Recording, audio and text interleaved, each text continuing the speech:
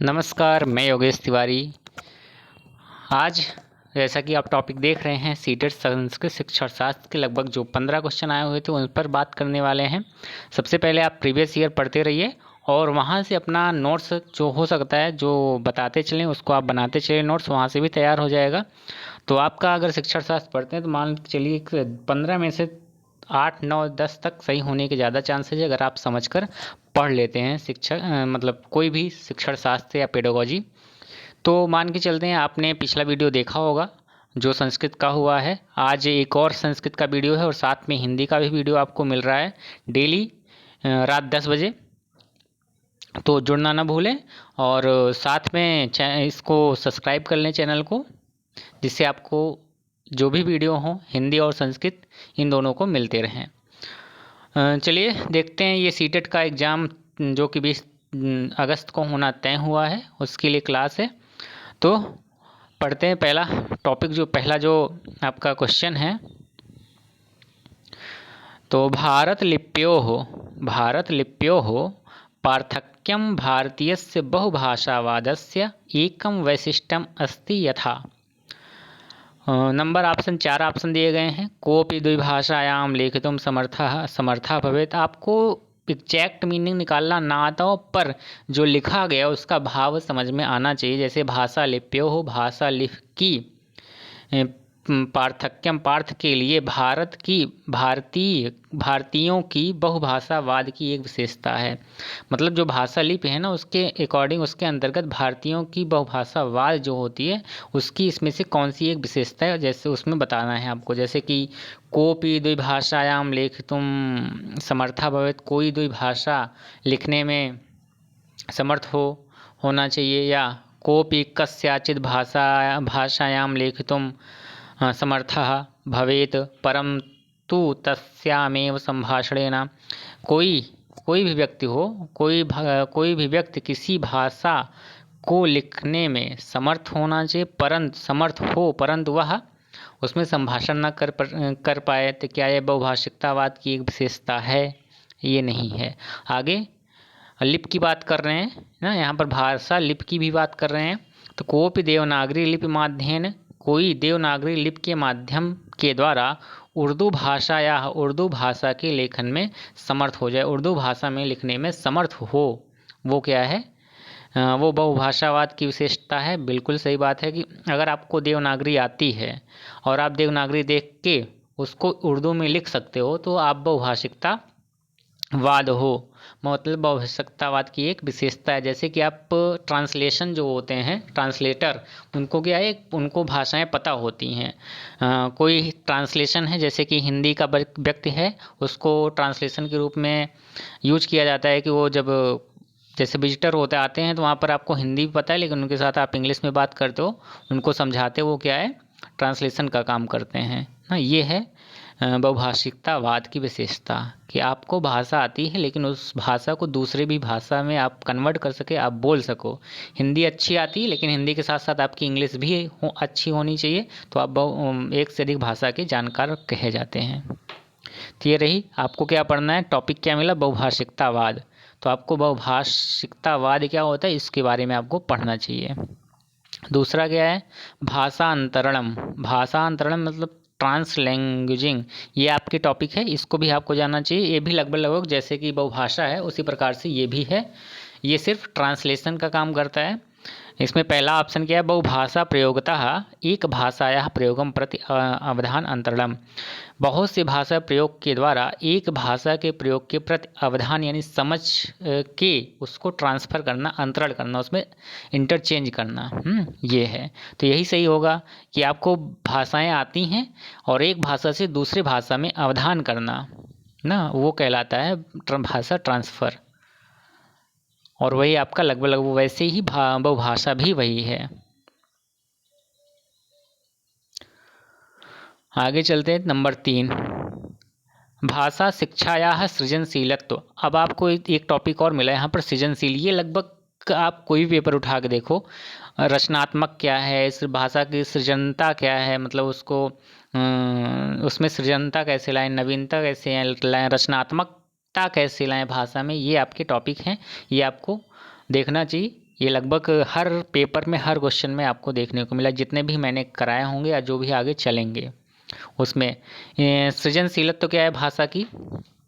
भाषा शिक्षायां भाषा शिक्षा की सृजनशीलत्वम किमस्ति। सृजनशील यानी सृजन मतलब बनाना ना, किसी चीज़ का निर्माण करना है, क्या है कि इसमें से कौन सा ऐसा ऑप्शन है जिसके द्वारा आप बच्चे को निर्माण करने का, नई नई चीज़ों का बढ़ावा दे सकते हो। नंबर 1 है स्वतंत्र अभिनव कक्षा कार्यम।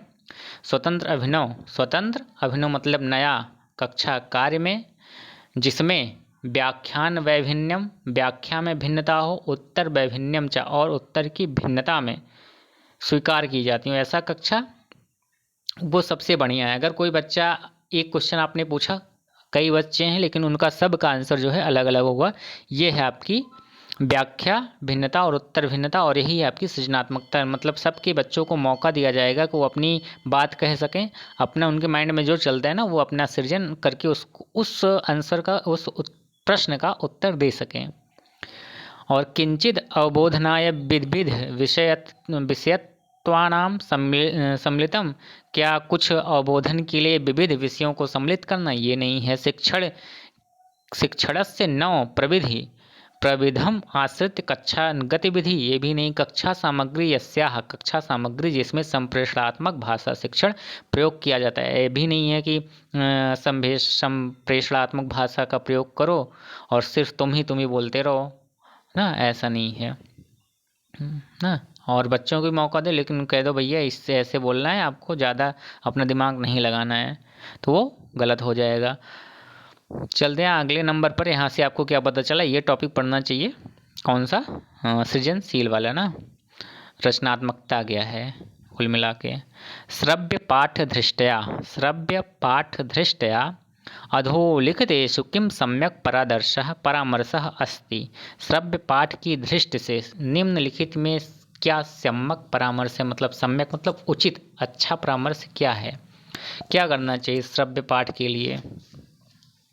रिकॉर्डिंग इत्यस्य वादन पूर्वे श्रवण प्रक्रिया संबंधि हस्तपत्रं दात्यं। सारांशं श्रवणकाले स्वनित लेखनी माध्यमेन श्यामपटे लेखनम की रिकॉर्डिंग वादनं नैकाधिकवारं करणीयं। श्रव्यपाठः छात्राणाम् स्तरानुसारेण अस्ति इति परीक्षितुं मा विरमतु। बताओ इसमें से कौन सा सही है। रिकॉर्डिंगस्य ऑप्शन पहला इसमें से सही है कि रिकॉर्डिंग हो और इसके वादन के पहले श्रवण प्रक्रिया से संबंधित पत्र जो है वो दे दिया जाए। ये आपका पहला वाला इसमें सही है। और आगे चलते हैं। अधोलिखितेषु ना रिकॉर्डिंग, जैसे कि इसमें अब श्रव्य पाठ दृष्टया, श्रव्य भी है और श्रव्य पाठ सुनने और देखने की दृष्टि से ना, श्रव्य पाठ दृष्टया, श्रव्य पाठ की दृष्टि से निम्नलिखित में से कौन सा सही है। तो उसमें रिकॉर्डिंग होनी चाहिए, वादन के समय श्रवण क्रिया संबंधित सहपत्र दत्तम देना चाहिए। आगे चलते हैं। इसमें पहला नंबर 4 का पहला है। 5वें पे चलते हैं।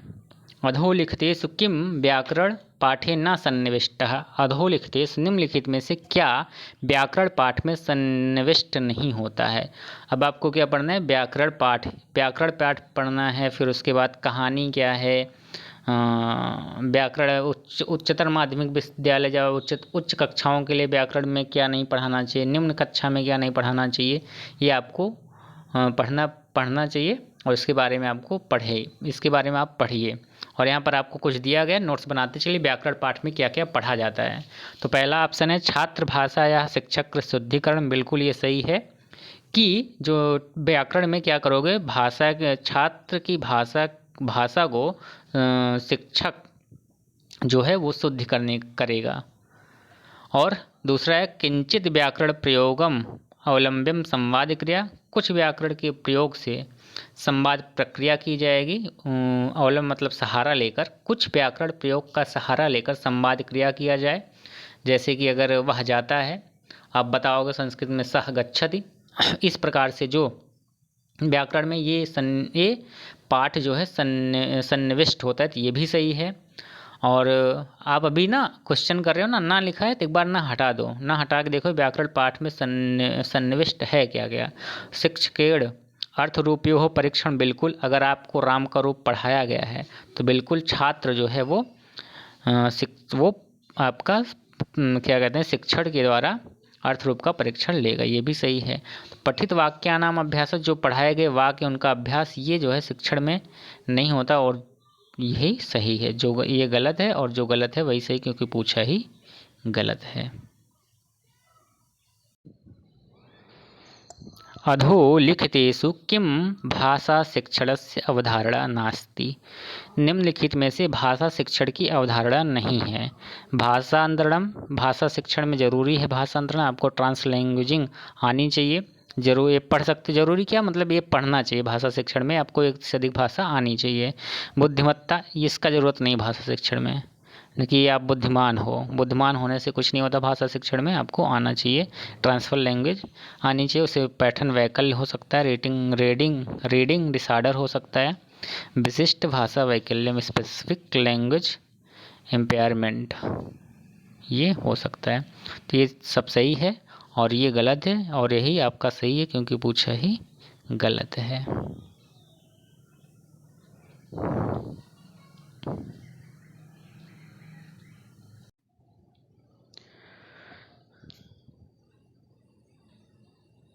भाषा कक्षायां शिक्षकस्य प्रश्नाः महत्वपूर्ण शिक्षण उपकरणं भवन्ति यतो हि ते। भाषा कक्षा में शिक्षक के प्रश्न महत्वपूर्ण शिक्षक उपकरण की तरह होते हैं, क्योंकि 4 ऑप्शन है इसमें से पहला, शिक्षकेभ्यः सतत भाषणात् किंचित विश्रामः ददात्, शिक्षण के द्वारा लगातार भाषण करने से कुछ विराम देता है। कि कक्षायाम छात्राणाम सहभागिता वर्धयन्ति, सही बात है कि इसमें क्या है कि जो आपके कक्षा में छात्रों की सहभागिता को बढ़ाता है, कि जब प्रश्न पूछा जाता है शिक्षक के द्वारा तो बच्चे भी उसमें उसके क्वेश्चन को बताते हैं, आंसर को बताते हैं, तो उनके और शिक्षक और छात्र के मध्य पारस्परिक संवाद होता रहता है। तो ये आपका सबसे उपयुक्त आंसर है। और अगला पढ़ लो, शिक्षकाः सुदीर्घ व्याख्यासु अवलंबनम न अपेक्षते, कि उससे शिक्षक के द्वारा बड़ी व्याख्या की अपेक्षा नहीं कर सकते, ऐसा नहीं है। 8 चलते हैं। शब्दकोशस्य बहूनि वैशिष्ट्यानि भवन्ति, शब्दकोश की बहुत सारी विशेषताएं होती हैं। छात्राणाम, छात्रों के सामान्य शब्दकोश में अधोलिखितेषु, निम्नलिखित में से क्या सन्निविष्ट नहीं है। अब यहाँ से ना हटा के आप लगाओ कि क्या सन्निविष्ट है। उच्चारण होता है शब्दकोश में, शब्दार्थ होता है और बलाघात भी होता है। ये जो शब्दोत्पत्ति ना, ये बच्चों के जो प्राइमरी लेवल के बच्चे होते हैं उनमें शब्दोत्पत्ति का ज्ञान नहीं कराया जाता है, कि राम शब्द कैसे बना हुआ है ना, या रामः शब्द कैसे बनता है, रामः, राम और रामम, रामान, इन सब के रूप कैसे बनते हैं, इसका ज्ञान नहीं कराया जाता, उनको ये सब नहीं बताया जाता। और ये जो है गलत है। कौन से आप इसमें गलत है, शब्दोत्पत्ति शब्दकोश में नहीं होता और यही गलत है और यही सही है, क्योंकि पूछा ही गलत है, इसलिए जो गलत है वही सही होगा। अधोलिखितेषु किम पठनस्य पक्षः नासीत्, ना हटा के देखो पठन के पक्ष में है क्या। भाषा या हलिप अभिज्ञान पठन के पक्ष में है, बिल्कुल सही है। और पाठात् बहिर्गत्वा पाठस्य व्याख्या, ये भी है। पाठ से बाहर जाकर पाठ की व्याख्या किया जा सकता है और करना चाहिए। पाठस्य मुख्य बिंदु न विज्ञान, पाठ के मुख्य बिंदु उनका ज्ञान, ये भी है पठन का पक्ष। और कर्तृ कर्मवाच्य अभिज्ञानम, ये पठन का पक्ष नहीं है, ये किस में पढ़ा जाता है, व्याकरण में। तो और ये कर्तृ कर्मयों वाच्यो गलत है और यही आपका सही है ऑप्शन नंबर 9 का 4 सही है, क्योंकि पूछा ही गलत है। नंबर 10, भाषा शिक्षण प्रसंगेषु प्रामाणिकतायाः अवधारणा प्रयोज्या। भाषा शिक्षण के प्रसंग में प्रामाणिकता की अवधारणा होती है या प्रयोग की जाती है। विशुद्ध संप्रेषण प्रयोजन पूर्व कार्य, ये गलत है। कि द्विभाषा शब्द सोचम, ये भी नहीं है। वाचिक, लिखित और पाठ्य जो है ये प्रामाणिकता का आधार होता है। जो आप वाचन करते हो, जो आप लिखते हो, वो प्रामाणिकता क्या होती है? जो लिखा हुआ है उसको पढ़ना। वाचिक मतलब वाचन, वाचन क्या होता है? पढ़ना ना किसी चीज़ को। आप जो वाचिक करते हो, वाचन करते हो, और जो लिखते हो वो आपकी प्रामाणिकता के आधार पर लिखी जाती है भाषा के प्रसंग में।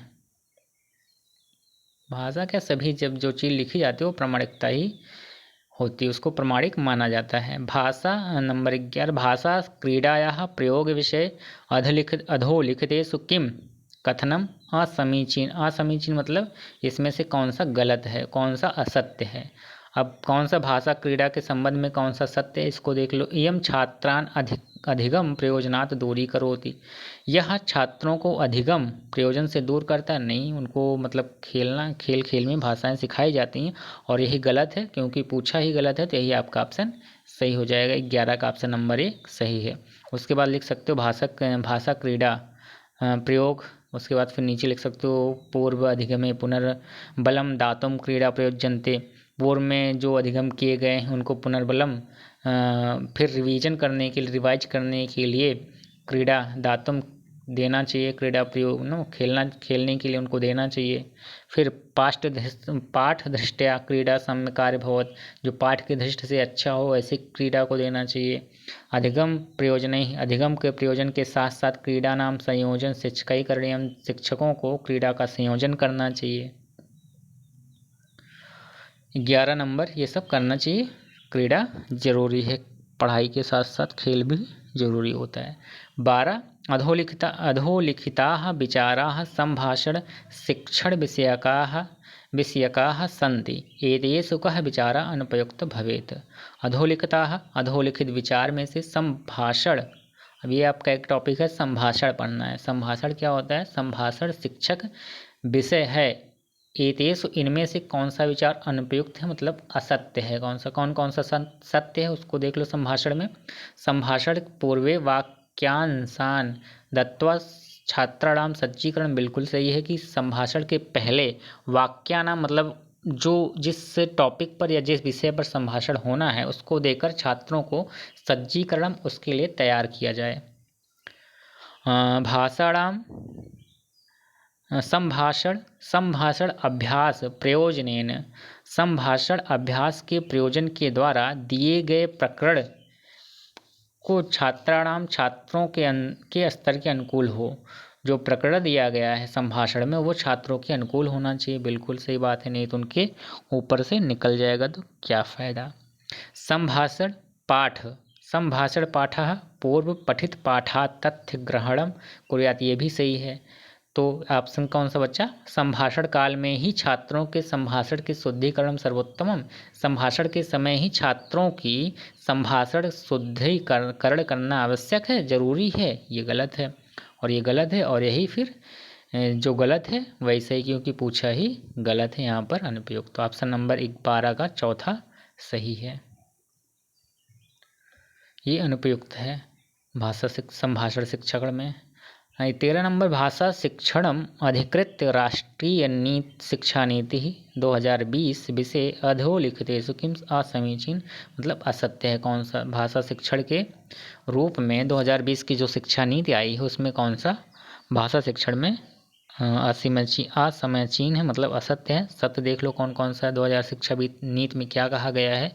माध्यमिक स्तरेषु वैदेशिक भाषाणाम शिक्षणम, बिल्कुल कर सकते हो। माध्यमिक स्तर पर विदेशी भाषा का शिक्षण होना, पढ़ा सकते हो उनको। मध्य स्तरीय, माध्यमिक स्तरीय श्रेणी भाषाणाम शिक्षणम, बिल्कुल सही बात है। जो आपकी क्लासिकल लैंग्वेज है उसको भी आप मध्य स्तर पर या मिडिल या सेकेंडरी लेवल पर उसको भी पढ़ाया जाता है।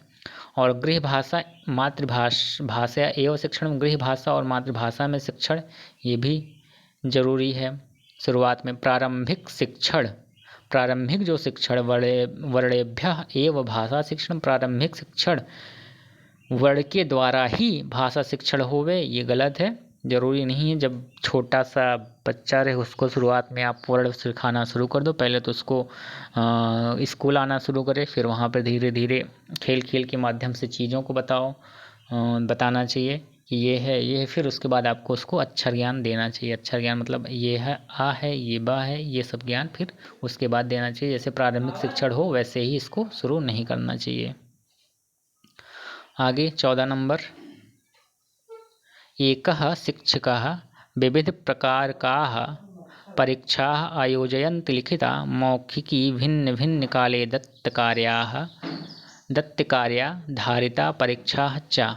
एक शिक्षक विभिन्न प्रकार के परीक्षा आयोजित करता है जिसमें लिखित, मौखिक और भिन्न भिन्न समय में दत्त कार्य देखता है। दत्त कार्य के द्वारा उनकी परीक्षा धारिता लेता है। तो फिर तदंतरम सह एताः मूल्यांकनाय प्रयुक्ते एवं विधि मूल्यांकनम किम कथ्यते। ये जो इस प्रकार का जो मूल्यांकन है इसको क्या कहते हैं। यानी एक शिक्षक है वो अनेक प्रकार से परीक्षा आयोजित करता है, उसमें लिखित परीक्षा है, मौखिक परीक्षा है, भिन्न भिन्न समय में दत्त कार्य दे करके उनकी परीक्षा लेता है। तो यह कौन सा मूल्यांकन है, किस प्रकार का मूल्यांकन। तदनंतरम इसके बाद वह अंत में एक मूल्यांकन प्रयुक्त करता है। मतलब जब करते हो तो उसके बाद फिर वो अपना मूल्यांकन देखते हो, भैया ये देखो ये तुम्हारा रिजल्ट है, देख लो इसको ध्यान से। ये विधम मूल्यांकनम किम कहते हैं, ये मूल्यांकन कैसा है। जब लगातार मूल्यांकन चल रहा है ना, कहीं लिखित कहीं मौखिक कहीं अलग अलग कार्य, तो ये क्या कहलाता है, सतत मूल्यांकन। 2 प्रकार का मूल्यांकन आप पढ़ते हो, सतत और असतत। सतत और योगात्मक मूल्यांकन ना, तो उसमें योगिक, तो इसमें क्या है, सतत है। सतत के अंतर्गत ही आपका रूपात्मक आता है, रूपात्मकम, यानी जिसको फिर कहते हैं रचनात्मकम ना, ये होता है। तो आपके इसमें ऑप्शन नंबर क्या है, रूपात्मकम ना। सतत मूल्यांकन है, लगातार। इसके द्वारा क्या होता है, इसको और एक नाम कहते हैं, क्या है, नैदानिक परीक्षण। क्या, नैदानिक